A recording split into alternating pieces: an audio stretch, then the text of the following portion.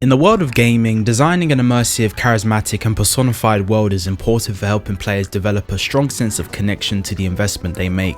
The beauty of art style in gaming has no boundaries or limitations on what is required to fulfill different concepts, as we are now confronted in an era of AAA titles focusing on the technical aspect of showcasing high fidelity graphics, mirroring the similarities of reality on and off screen, which has driven the question of tangibility. The question of creating a world utilizing hyper-realistic graphics seems to be a dominant trend in the current gaming market of this generation. I'm Solocast, and today I'd like to present you all with a topic I've been excited to delve into for a very long time: the art of cel shading graphics in video games. For several generations now, we've witnessed a range of art styles in games including cel shaded pixel art, low poly and hyper realistic graphics. The purpose of exhibiting a range of art styles in video games is to foster a sense of identity, enable creative freedom and help developers generate ideas. The emotional tone of these designs solidifies these games as memorable, enhancing their legacy as history is kind to them as they age. It also dictates the direction the games could take alongside an identifiable brand for marketing purposes.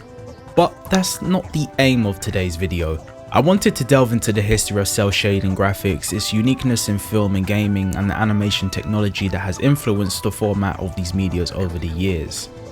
Cel shading is a non-photorealistic rendering designed to make graphics appear flat hand drawn by using shade grading or tints and shades instead of shade and colours. It is a style used to mimic comic book, cartoon, or give it a characteristic paper-like texture. Also, complex process differs from conventional rendering in a non-photorealistic shading algorithm. The technical process of this is smooth lighting values are calculated for each pixel and quantized to a small number of discrete shades to create the flat look, which makes the shadows and highlights appear as blocks of colours rather than smoothly mixed in a gradient. The technique of cel shading essentially renders the light in hard blocks rather than a smooth gradient. It is neither a post-process effect or texture, done as a shader in the game engine. The contour lines of this technique is functioned by rendering a black outline larger than the object. Backface culling is inverted and back-facing triangles are drawn in black. The cel-shaded art style is efficient for performance based on its help for older hardware like the GameCube and Dreamcast to render large immersive worlds, stylized action with less strain on the processing power. The art style emerged in the late 90s and early 2000s as a creative response to the limitations of early 3D hardware. Due to the aging hardware attempted to run photorealistic graphics that demanded too much for consoles at the time, resulting in aging visuals, developers focused on a simpler visual information, which led to art aging more finely than its realistic counterparts. In addition, the rise of digital animation throughout the 90s and the animation industry shifted from hand-drawn to computer-assisted coloring, which was revolutionized by John Lasseter, Ed Catmull and Steve Jobs at Pixar. This breakthrough made it easier for CGI to deliver genuine emotional character depth and compelling storytelling, altering the industry standard with Toy Story, which marked a turning point upon its 1995 release. The success of that film anchored studios in allocating their resources to CGI. We've seen the impact CGI has created with animation, but in the context of this video regarding cel shading, I would like to reference and credit Yoshiyuki Momose, who worked closely with the studio Ghibli, switched from film to gaming by incorporating his style for the game Ni no Kuni Wrath of the White Witch, which translated the studio's hand-drawn aesthetic to a 3D cel shaded world.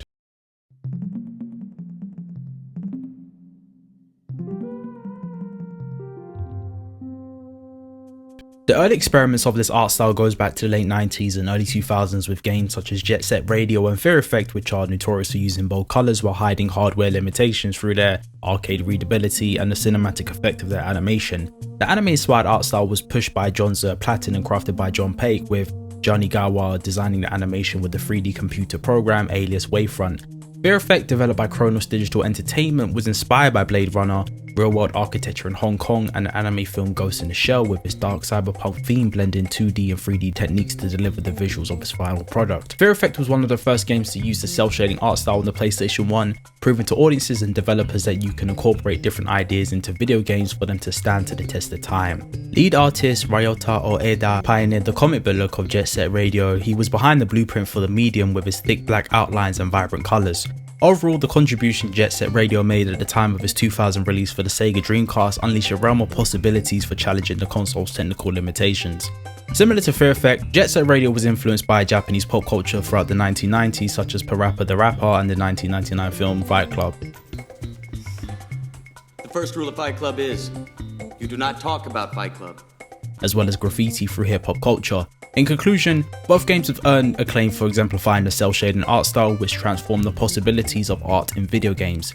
Jet Set Radio essentially changed the landscape of 3D gaming, becoming a cultural icon that celebrated youth subcultures, graffiti, skating and street fashion through its contemporary game soundtrack, refining the cel shading style for a new audience. Released in 2002 for the Nintendo GameCube, Zelda Wind Waker experienced a rocky transition during its early development. Months after the release of Majora's Mask on the Nintendo 64, its successor was next in line to be debuted to the world the following year. Nintendo focused on the GameCube's power at the time since it was one of the most powerful consoles of this generation, showcasing its advantage over its predecessor by demonstrating a Zelda 2000 GameCube demo.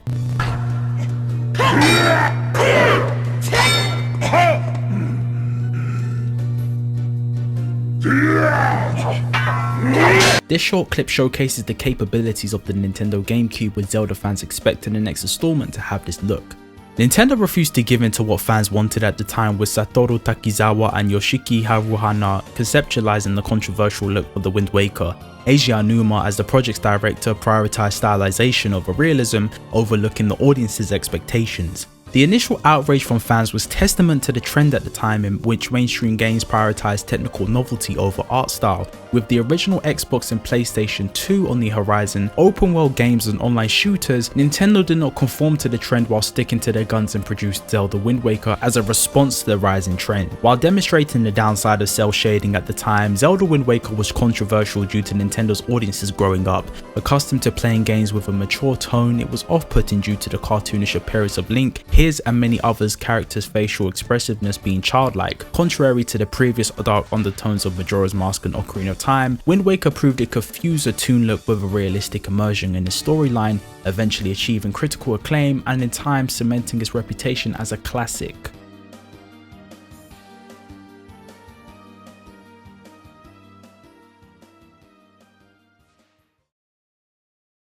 Cel shading shifted from technical novelty to artistic identity later in the 2000s. I want to explore and compare the distinct elements of cel shading, the influence of comic book art, ink painting techniques, and the principles of graphic design. Each of these styles offer unique perspectives that can enrich our understanding of visual artistry. Okami established a style that distances the cel shading approach from Western standards, inheriting a unique style pioneered by lead artist Sawaki Takayoso and supported by lead designers Kinichi Ryo Shimarua and Marishi Mazaki. These designers drew heavily on traditional Japanese art, creating a move in somiye, a Japanese and Chinese black ink wash painting, and an okiyoye, which is an Edo period woodblock print. Okami was inspired by Japanese folklore, Shinto mythology, with nature and animals integral to the game's focus, based on director Hideki Kamiya's childhood Shiba Inu, which is a Japanese dog breed. In contrast to the ink painting art style, Killer 7 emphasizes minimalism and stark contrast. The intentional art style was a choice from the beginning of its development, although an early trailer for the game mistakenly featured a few realistic and traditional renders.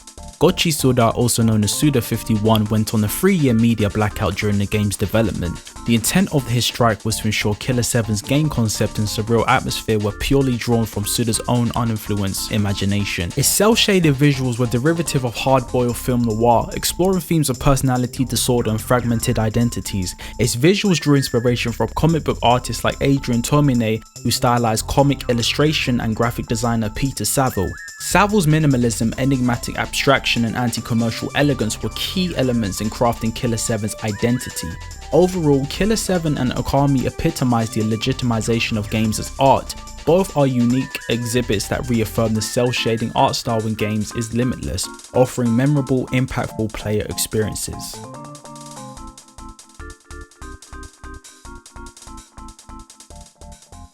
The importance of cel shading dates back almost 30 years, with anime and CGI influencing this technical process. While this video touched on its history and development, I wanted to delve into its modern iteration and how it continues to evolve as consoles become more powerful and technology advances. So, how does cel shading in this generation compare to its older iteration?